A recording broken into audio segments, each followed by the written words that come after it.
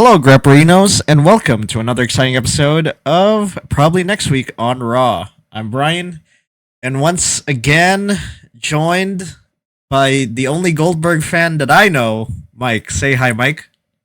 Yeah, I actually noticed that a lot of people seem to hate Goldberg, and I'm not sure. I mean, I guess because my knowledge is blank between 2001 and about 2018.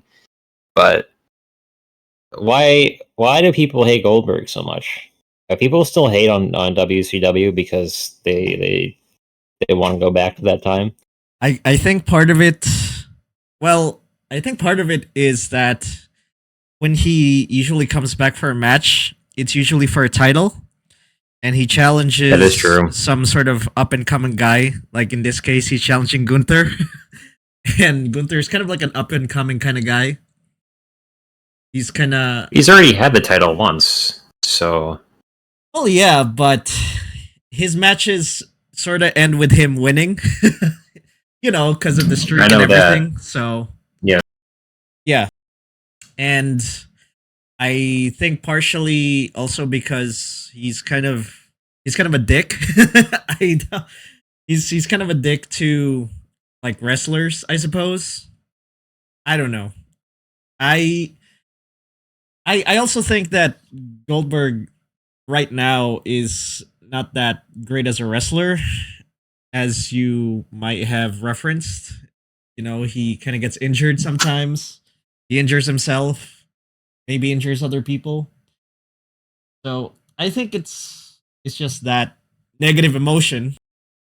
But who knows? Maybe all of that will go away when he goes up against Gunther this Saturday at Saturday night's main event. What are the odds that he injures Gunther? I don't know. I'm thinking like 30%, 40%. I think Gunther is a really good, as the nickname implies, ring general.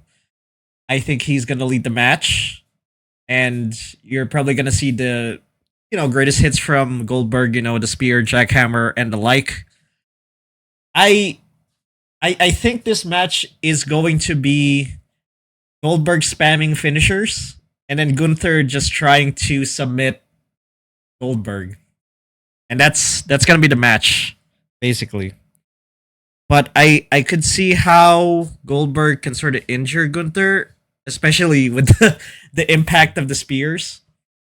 But I believe that Gunther is definitely gonna lead Goldberg to a decent match, minimum, par minimum, just a decent match.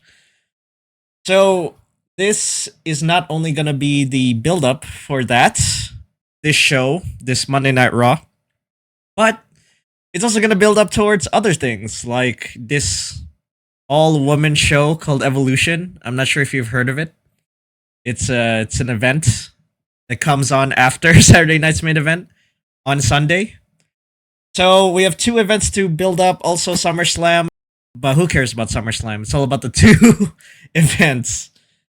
So that's what we're gonna try to book on this edition. And if you don't know the rules by now, here are the rules by which we are going to book the next episode of Monday Night Raw. And the rules are right there. And after we tell you our predictions and bookings via this episode for the next episode of Monday Night Raw, we're going to watch the next episode, and then we are going to score our predictions and bookings based on this scoring system. And it is on the screen, so not going to put too much time into that. And with that, we're going to tell you our scores from last week. Not a lot of numbers from last week. I think I got 4 points, and part of it was just because of the Seth segment, and I got some of the predictions correct. But I think I got 4 points from that. Not a lot of points from last week, but it's better than nothing, I guess. And Mike, I think you got a 2.5. I did. I got points from the Rusev match. I got points from Io Sky challenging Rhea Ripley to a fight, and that was about it. I have a feeling like I would get more points outside of this scoring system because I predicted a 3-way fight at Evolution between Lyra Bailey and Becky, and that's where this is heading. So I feel like I'm booking. I have to like think of what is going to happen and then kind of like step back a week because I feel like I predict things like 2 weeks in advance when it actually needs to be a week in advance. Yeah, man, you need to slow down, okay? Triple H I is a do. slow burner. He's a slow man. He builds things up slowly. I'm kind of on that same tendency, but I realize that the guy is somewhat predictive when it comes to, or predictable when it comes to parsing these things out, but who knows? I don't, I have like 50% confidence because I think Triple H is going to build up more for Evolution than Saturday Night's main event. I think we only have 4 matches booked for Saturday Night's main event, so he could put 2 more out there. But mine is pretty Evolution heavy because, you know, Evolution is probably what they're going to put a lot of their hats on, I guess. And I know that SummerSlam is coming, but who cares, man? They could just do that, I don't know, later in the month. But anyway, moving on to the announced matches. I don't think there were any from what I could scrounge up. And I couldn't find any either. I found some unconfirmed ones, but I couldn't we're not find the any dirt officially sheets, announced alright? matches. We are not the dirt sheets. We only classify the ones specified by WWE as an announced match. Okay, we're not the dirt sheets. I'm just saying. We are better than that. So, no announced matches by the bald one, Adam Pearce. So, I guess we're gonna have to book this show ourselves without any help. So, without further ado, let's book this thing and get on with my version of the show. As Seth Rollins goes to the ring, talks about his match last week and CM Punk kind of screwing him over, I guess, at the end of the last episode. And Paul Heyman was right when he said that there is a plan B for this situation. And Seth Rollins says the same thing. He's got a plan B. I'm not going to tell you guys what plan B is, but I do have a plan B. And as he continues his speech about how he, I don't know, dominates the WWE and how he has the power still, we have LA Knight attacking Seth from the back, and he gets beaten up by Seth's faction. And then we have Sammy and Penta come in to even the odds. And then, amidst the chaos, we're going to have a hooded individual come in and save Seth from the brawl. And he's going to let the others kind of fight amongst each other. But the individual saves Seth from the brawl. Maybe, I don't know, carries him out of the arena or something like that. And Adam Pearce announces that the main event for the show is going to be LA Knight, Sami Zayn, and Penta versus Seth Rollins, Braun Breaker, and Bronson Reed in a 6-man tag team match. And we go from that to Lyra Valkyria versus Bailey. And I'm going to have it rerun last week's match, because I know this was a match from last week. So Adam Pearce is like, all right, we're going to do this again. There has to be an official winner. Otherwise, this is going to suck really hard. That's what she said. But we're going to have this match, and we're going to, again, have it end in a DQ because Becky Lynch comes out and interferes in the match. She beats up both of them. She then grabs a mic after the match, and she says she wants both of them at Evolution. Maybe we could put this at a backstage segment or something, but she says she wants both of them at Evolution for the Women's Intercontinental Championship match. And both of them accept, so that gets locked in. I think it's more of an Evolution. Actually, not Evolution. It could be a SummerSlam match or a Saturday Night's main event match. I'm leaning towards, I think Evolution is like fully formed. So I'm gonna say Saturday night's main event here. Triple threat for the Women's IC Championship. Lyra Valkyria versus Bailey versus Becky Lynch. We're gonna go from that to Kairi Sane versus Ivy Nile. Now, I want this to happen because Kairi Sane, they started building her back up again since her return. And what better way to build up a woman than to have her go against an American-made woman named Ivy Nile? We're gonna have a Kairi Sane win by pinfall, and that is it. She's gonna move on, face some other woman, build herself back up. Maybe we'll get an Io Sky versus Kairi Sane. That could be cool, I guess. But we're gonna build her up and hit her against more and more women until she is qualified to get that number one contenders. Because honestly, we need Rhea out of here. Rhea can move on to something else because this feud with Io just feels like a repeat, and we're honestly sick of repeating stuff. So anyway, from that, speaking of that, let's go to Io Sky. Io Sky has a promo. She talks about her Evolution match with Rhea Ripley. Rhea Ripley then comes out, talks about how she will take the title off of Io, and something about mommy being on top, blah, blah, blah. They shake hands, and we're gonna have, I don't know, Kairi Sane maybe come out and just stare at them. And just as a sort of hint that she wants to go after Io's championship. Something like that. We're gonna hint at that for a sec. Because I really do think that an Io Kairi feud could be pretty cool. But I don't know if they will try to do it. I think they will. Who knows? But that's that. We're gonna move on to the New Day versus the Creed brothers of American Made. And this happens because, well, the New Day need an opponent to bounce themselves back up. And American Made are also wanting to bounce up. They want to be back in the tag team title contention. So we're going to have this match. And we're going to have American Made win by pinfall because of interference from a certain luchador. A certain luchador that hails from the Gulf of America. That, of course, being El Grande Americano. And much to the confusion of American Made, El Grande Americano is going to come in and save American Made, the Creed brothers, and hand them that win. And we're going to go from that to Roxanne and Raquel of the Judgment Day versus Natalia and Maxine Dupree. And we're going to have Roxanne and Raquel win. And that is to build them up for their Evolution 2 match. I know that Roxanne and Raquel have sort of, I don't know, women's tag team title contention, but I guess WWE forgot about that, so too bad.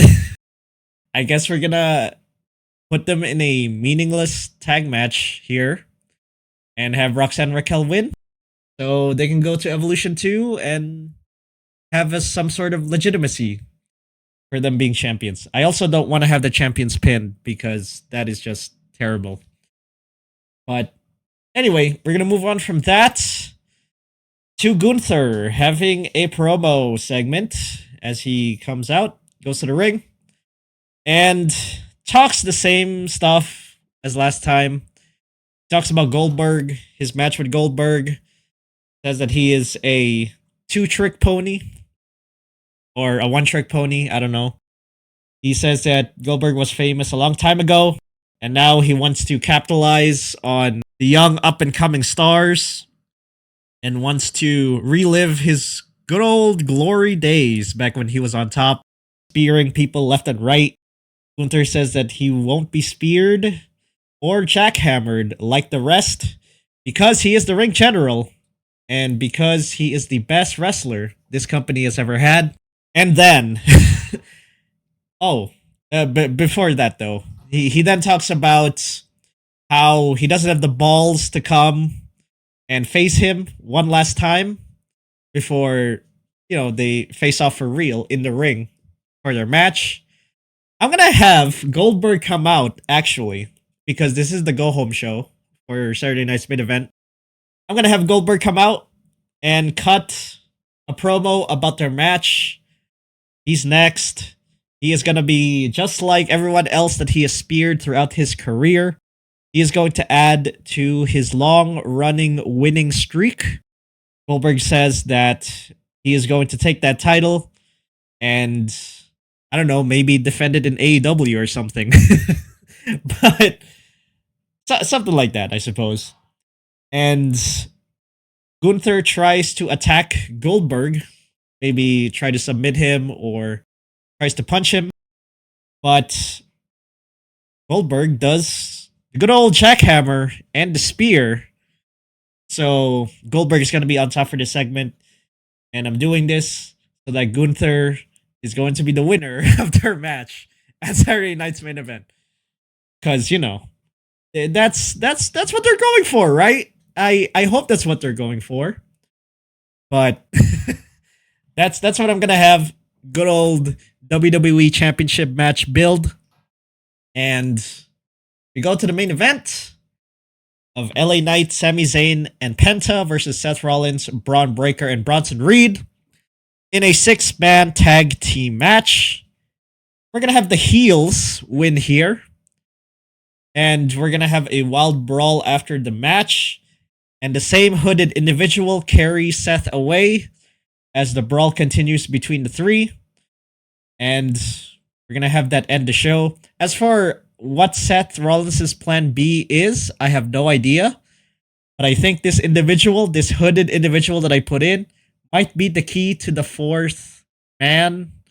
And the fourth man is the sort of plan B that Seth is looking for. I don't know. I don't know what the plan B is, but I'm guessing that the fourth man is going to be part of it. And yeah, I don't know, but it's leaning towards the fourth man being the key to all of this. But anyway, any questions? Who do you think this fourth man is? I agree there needs to be a fourth man because they keep getting their ass handed to them. But I struggle to find who made sense as a fourth man. Let's look at NXT. NXT. I am leaning towards it could be Ricky Starks. Ricky Saints. It could also be I don't know, someone from NXT. Friggin' not Von Wagner. No, not him. Although I think he's not there anymore. I don't know why I said that. I don't know. Like someone from NXT. I swear to God. Also, if they rename that guy to a Braun or a Bronson, I'm gonna lose it. But I'm just saying it's a guy. It's a guy from NXT. And it could be like, Carmelo Hayes. You could put Carmelo Hayes there. Well, I don't know if he fits the build that the Braun and Bronson have. I'm guessing Seth is willing to pick someone who is kind of, I don't know, big and lean, kind of like Braun and Bronson, just kind of like big brutes to do Seth's work. So someone from NXT who's kind of like who's either like Bronson, just like a bulky sort of muscly dude, or someone like Braun who is tall, has has muscular depth. Someone who's very agile but also strong in the ring. So I don't think Ricky Saints fits those credentials, but someone from NXT who fits those would be my answer. I don't watch NXT, so I have no idea who, but yeah. I do agree that it's leaning towards a fourth man, and this is building towards War Games. Eventually. I don't know what the SummerSlam match will be, but yeah. Maybe like a 4-on-4, something like that. I don't know. But any other questions? Nope, those are my questions. I think so. Actually, when they announced the number one contendership for not number one contendership, but the tag team fight at Evolution. It was announced as a Raw team, an NXT team, and a SmackDown team versus the tag team champions. So, Oh, am I misremembering that, or is that right? were they included in the Raw team? I'm pretty sure that was right. I'm pretty sure that he said that you're going to go up against a Raw team, a SmackDown team, and an NXT team against at Evolution. So I'm pretty sure that's what they said. I didn't know if the Raw team like included them, like if they had to fight for their spot to be the Raw team. I don't have that in my booking. I have them defending it at Evolution, but unless I misheard it. Okay, well, but if I'm pretty that's sure the it's case, a 4-way. okay, well, if that's the case, I'm gonna have. Oh God! All right, if that's the case, I'm gonna have Natalia and Maxine Dupree be the Raw team, but I'm gonna have them lose to the champions because they are the champions. So, and also because Roxanne and Raquel needed more to build up their sort of trust within each other. Because the way I imagine it, I think Roxanne and Raquel are gonna develop some sort of rapport, and be like, I don't like you that much, but we win a lot together, so whatever. And then eventually build a friendship. And wait a minute, I'm starting to see some similarities here between Roxanne and Raquel and Alexa Bliss and Charlotte Flair on the SmackDown side. Do you see the similarities? Like two people who don't like each other but are put in a tag team because I don't know. I don't think they were forced into a tag team. I think like on SmackDown it was more of like Alexa Bliss asking Charlotte because they wanted to like win something. I don't know. It was weird. That doesn't make sense to me. Well, as long as Charlotte stays away from the women's championship side, but I don't know. I think that's kind of similar there. But if it's the case where they have to defend it against a Raw team, I'm gonna have them go up against what is it, Maxine Dupree and Natalia, and they're gonna win because, well, not they as in Maxine and Natalia. I mean they as in Roxanne and Raquel, because, or R&R as people say, because, well, they're the champions. So, all right, if there are no other questions, I suppose we can move on to your card. Yes, sir. All right. Let's get started with your card, starting off with. So I start off with Gunther talking about his fight against Goldberg. Essentially puts himself over, trashes Goldberg, and much like your prediction, Goldberg interrupts him, and he misses a spear, but then gets him with a jackhammer, and then that's how the promo ends. And I regretfully think that Gunther wins because it would make zero sense for Goldberg to win and leave with the title, but it would be very interesting if it happened, though. Sorry, so which of the two moves do you like from Goldberg? Do you like the jackhammer more, or do you like the jackhammer? Is more impressive than the spear. I think that in his earlier days, his spear was very good. He also had this sidekick in his repertoire, which was very dangerous. That he eventually got rid of because he concussed Bret Hart with it. And I do, the jackhammer is much more impressive, and I'll be very impressed to see how he gets Gunther up for that. Because Gunther is like, he's a big boy. Yeah, he's a bit lanky, but he's a big boy. Yeah, it's gonna be interesting for sure. All right, we move from that to El Grande Americano versus Dragon Lee.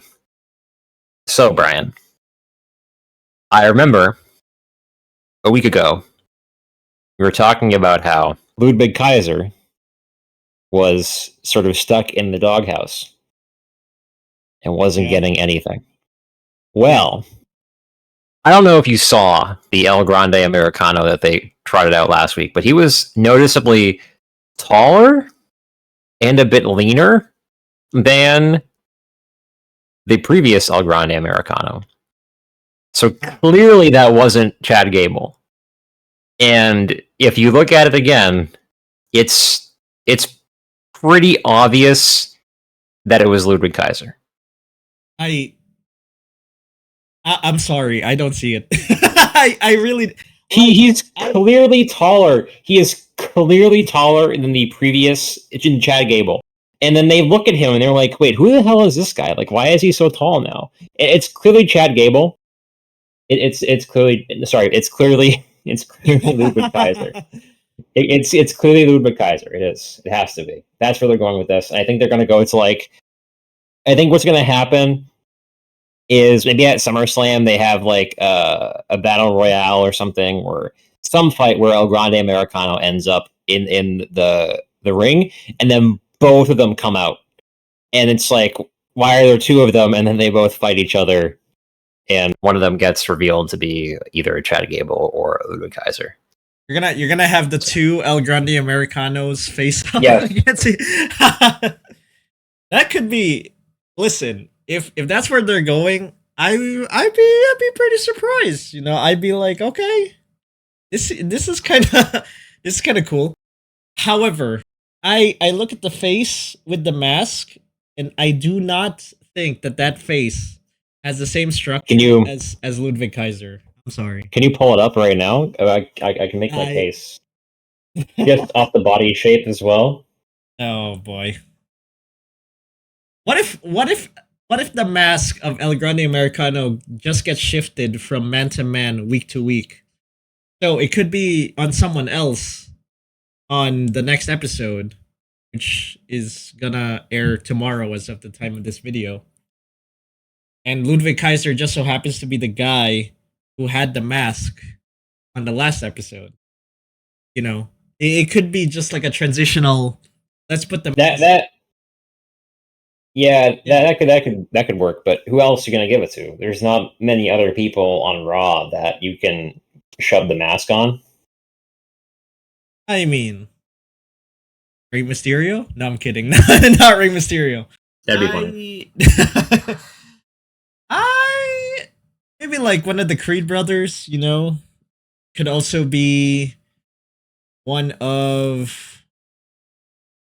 I be Logan Paul. Logan Paul kind of has like that would actually be funny, yeah, if it was Logan Paul.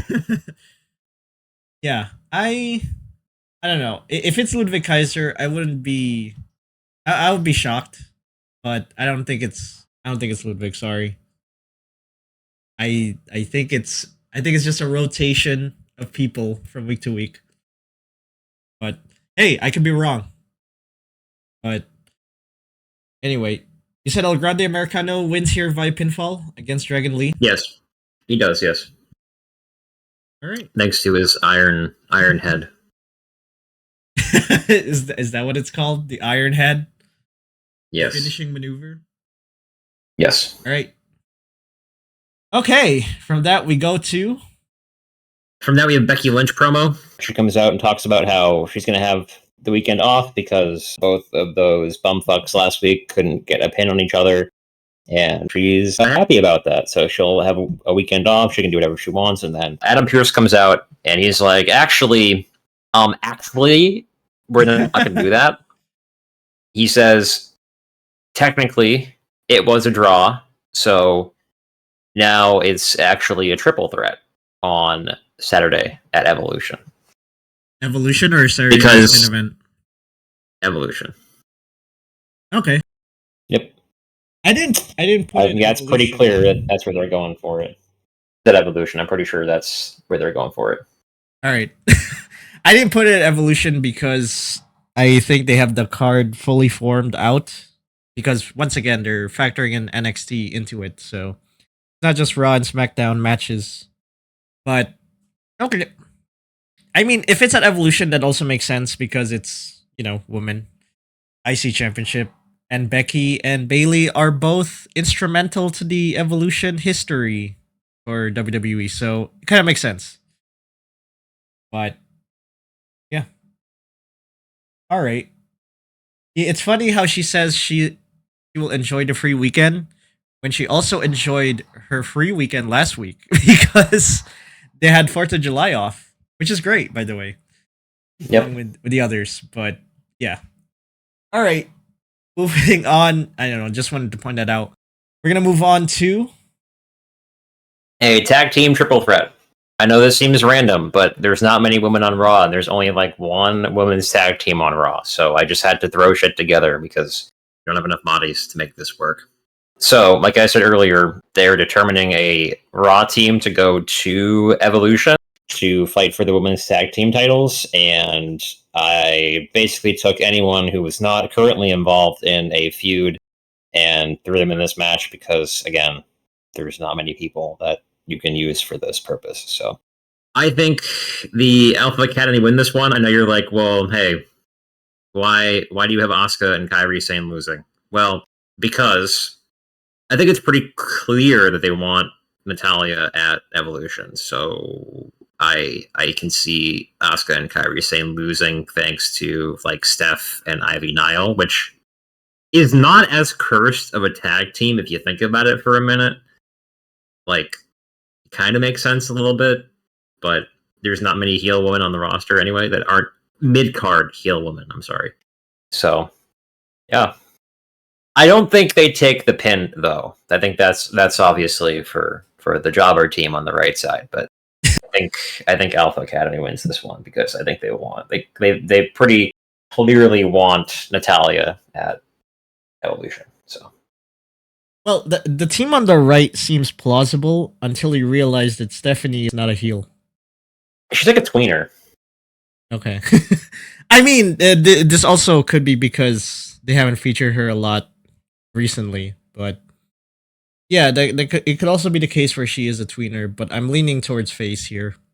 But okay, this kind of makes sense to me. I think Ivy Nile's gonna take a pin in this case, and yeah, all that stuff. And Maxine and Natalya's gonna be the team to go to Evolution and try to take it off of. Yeah, I think this makes sense. All right, what do you think Asuka and Kairi Sane are gonna do next? Feud with Io or something? I think they could go on a run for the women's tag team titles after Evolution. Like whoever wins it next, which may continue to be the Judgment Day, but may end up being either the Secret Service or actually who won on Friday? I forget. Whoever won on Friday. I think it was. Oh no, it was Alexa Bliss and Charlotte Flair. Right. Yeah. They could go after them. I think they reformed the Kabuki Warriors for a hot minute, just to give those two something to do. while Triple H burns Rhea Ripley versus Io Sky for the 12th time. Yep. Yeah. So like I said, I just put these together because we didn't have anyone else to put on the show. Yeah. I mean, as I said earlier, Rhea needs a break or something else to do besides chasing after Io again. You just take her out. I don't know, put her in a women's tag team situation. Get her some new friends. Or something. Get her some friends. Get her some friends. Please, Trips. All right. Well, we're going to move on from that too. This is Finn Balor, AJ Styles.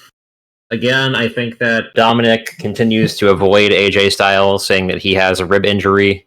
And then AJ says, well, you're just a punk ass bitch. And then Finn Balor, being Dominic's friend, says, hey, don't say that to my friend because I am a tag team champion now and you have to take me seriously. So I think Finn Balor actually wins this, and I think this thanks to Dominic's interference.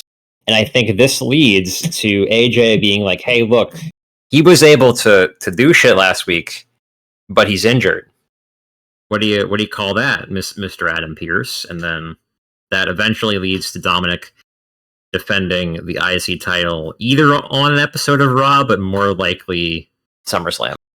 Or Clash of Paris, actually. What's first, Clash in Paris or SummerSlam? Clash in Paris? SummerSlam. Clash in Paris is later in August, so. Okay.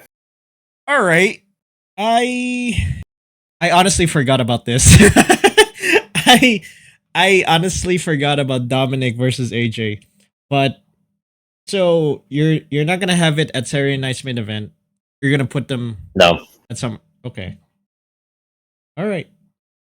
Interesting. I think we already have enough at Saturday night's main event. So, Okay. I mean, very well could be at Saturday night's main event because we only have 3 matches confirmed so far. But yeah, maybe we'll see. We'll see. Okay. And from that, we move to the main event, which is Main event is LA Knight versus Bronson Reed. This is from last week where Seth Rollins got attacked by LA Knight because for some reason they are booking the two Braun folk like idiots. like Braun Breaker came in and he was booked as this like cerebral assassin, a big boy who would just murder people in the ring. And now he's being booked as an idiot. Makes no sense to me. But he I think assassinated his own mind. He assassinated his own mind, indeed. Yes. I think what happens here is Bronson Reed steps up to fight LA Knight. Seth Rollins finds a way to weasel out of it. Maybe he's still on his private jet, finding a plan B. And I think Bronson Reed wins via pinfall. Don't think there was an interference. I think that this faction needs a win, and I think LA Knight is probably the guy on the other side that can eat a pin. I mean, it really should be Sami Zayn, but I guess LA Knight is probably there to be the jobber of that team. So, and then there's a post-match beatdown featuring Braun Breaker, and then Jey Uso and Penta come out to even the odds against the two. You know what else Seth's faction needs besides a fourth man and a name? They don't have a name. Where is the name? It's been how many months? I think they're just called Paul Heyman guys or something. That's what I saw online. Yeah, but we need a name that's officially recognized by the company. We can't just hang into unofficial names like Paul Heyman guys or Seth and the Bronze. I mean, come on. Can we just have a name for these guys? Anyway. Alright, so okay, so it seems to me like this is some sort of like normal sort of beatdown. Are you aiming for a 3-on-3 match at either Saturday Night's main event or SummerSlam, or as in like a 6-man tag team match, right? The one that I had. Are you gonna have that at SummerSlam or Saturday Night's main event? So I think you have. I think what happens is you have. I think there is a fourth man on Seth's team, and I think he gets introduced closer to SummerSlam, maybe after this weekend. I think actually maybe he gets introduced at Seth's fight this weekend against Seth Rollins. Yeah.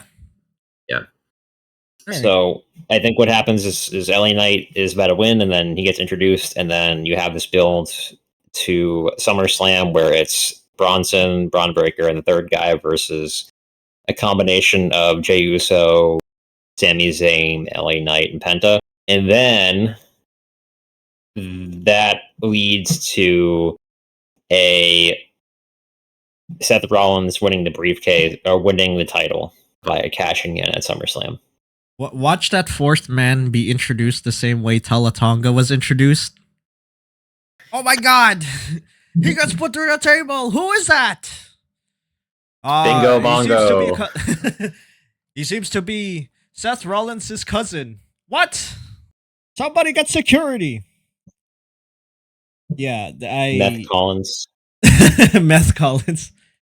And his name is PJ. Actually, no. Keeping with the theme, it's gonna be spelled BRAWN. So it's gonna be Braun, Braun Redding or something. I don't know. This would have been a perfect opportunity for Braun Strowman, but that's true. They let him go. That's true. That could also have been a choice. But yeah. Well, I think that's about it for our bookings and predictions. And next week, we're going to tell you our points, what we got from these predictions. And yeah, we're going to move on from that. But until then, thank you so much for ordering a pepperoni pizza. Called probably next week on Raw from Grapperinos. And remember, if you're down for some fresh oven-baked, crispy wrestling content. Stop on by Grapperinos and order yourselves some content you can grapple with. See you next time, Grapperinos.